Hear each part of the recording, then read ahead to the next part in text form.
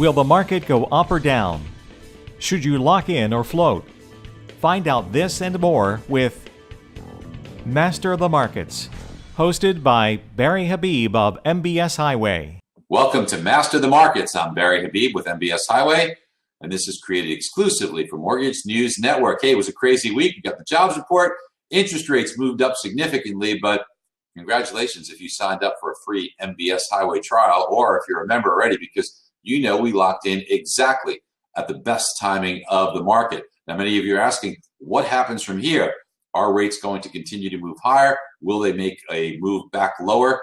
Well, a lot depends on how things pan out this week. We did see the jobs report come in on Friday. It was a pretty good report, 257,000, a little bit more than what people were anticipating at around 235-ish or so. So a decent report.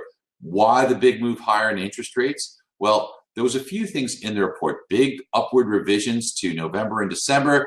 The fact that we're looking at wages increased by 0.5% made the markets feel that this was a really big report and maybe rekindle fears that the Fed would begin hiking rates sooner than later, maybe in June, like a lot of folks have been anticipating. But you know, we like to take a look at these numbers, and we really like to dig down. So first off, on the hourly earnings.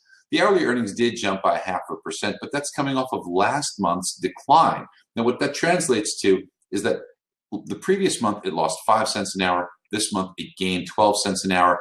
When you combine the 2 months, it's only 7 cents an hour or 3.5 cents a month. So looking at it in the big picture, it's not much of a move. Now, why did this happen?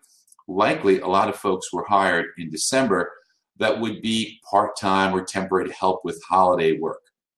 This then translated to average lower hourly earnings because you pay those people less and they brought the average down. Once you let those people go in January, it brought the average back up. So that's why we're seeing a modest increase. It's only about 2% year over year. So not exactly like people are getting huge raises. Now, what about the gains and the revisions? Some of those big revisions also attributed to holiday seasonality. Now, here's the thing that we don't see reflected. It's the decline in the energy sector and the struggles that they're having. Because in the energy sector, we're looking at this in January alone, rig counts were down by about 200 rigs, representing about 10.5% of the overall count. Now, we looked into this. There's about 350 jobs associated with each rig. This translates to about 70,000 jobs lost in January alone. And chances are that this trend will continue because oil prices are still right around $50 a barrel. That's an unsustainable level for these businesses to continue because it's more expensive to pull it out of the ground and get it into production. So when we look at this, we think that eventually this will filter through. There's a lag. You don't just close the doors and everybody starts to apply for unemployment. We haven't seen that yet. So maybe we start in February, March.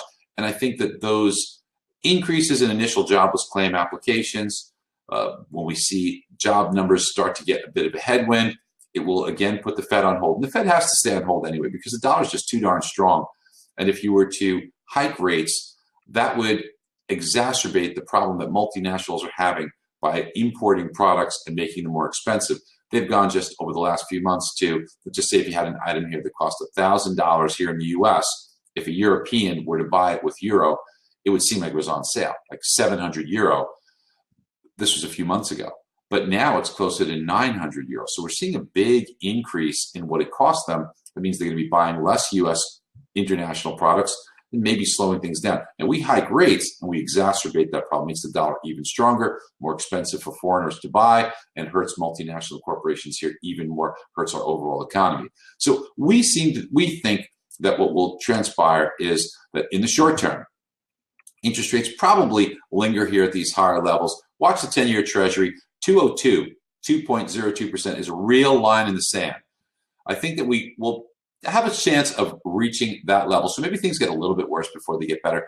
But I don't know if they're going to break that 202 level. We'll have to watch that carefully. That'll tell us a lot. What could happen is we hit 202 and then it starts to gravitate lower, more towards that 178, 179 level. So we could see interest rates back down to some very favorable levels. They did hit 164 last week. Remember we talked about our target being 1.62. So we came within a whisker of that exact level. But the good news is we pulled the trigger and locked in and protected all those applications, all those transactions. So we're looking pretty good right now. So in the week ahead, I want you to watch things carefully. You should sign up for the free trial. What the heck, man? Get this information every day. It's a volatile, crazy market. Why not be on top of it every day and know whether to lock or whether to float, and protect your clients accordingly and beat the heck out of your competition. All right. Hope you have a great week ahead. Bye-bye. Master the Markets airs every Monday at 11 a.m. Eastern Time and can be viewed on MortgageNewsNetwork.com. There are many information tools for mortgage originators, but MBS Highway is a communication tool. We empower you to relay information every day to your clients and referral partners.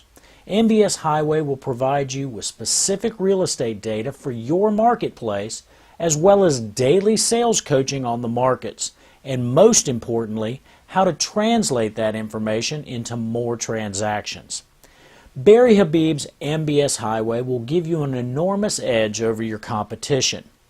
You will more easily win the trust and respect of your clients, and you'll become the go-to resource in your area for market intelligence.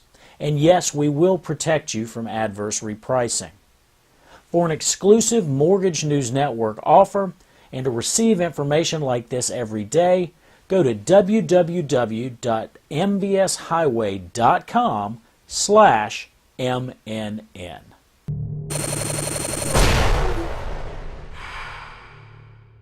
This is Mortgage News Network.